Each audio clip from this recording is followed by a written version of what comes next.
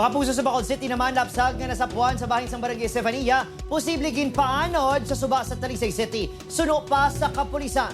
Yaring balita nga aton gintutukan. Wala naglao mga residente nga si Puday nga lapsag ang unod sang karton sang sapatos siya nasapuan sa suba sa Barangay Estefania kahapon sang aga. Gin gisi kong plastik nag-agay ang dugo nga kadango priska pa. Ara pang pusod, ara pang lan. Kulbaan ko. Lain mo. Sa subong daw ginakurog-kurog ko nga daw ay balaga palang angot ang akong nga mga kuan ng mga katulanan. Duda sang pila ka mga residente, posible nga hungod na ginhaboy ang lapsag. Babaw ko raw, tay-tay. Kay ti kung sa babaw halin sa panod, masangit to sa mga bato kung kagingking man. Oh, may tubing tupa niya. Gilayon yung gidalang lapsag sa police station.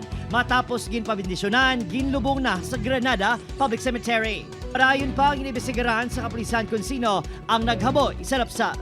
Way ta kabalo kung tay dogin paanod lang to sa suba mo. Dikto na lang daw do nagstagnant ang tubig amo na nga dikto na lang sa nagpundo. Samtang wala ta may makuha nga witness nga kung nakita ang natabo.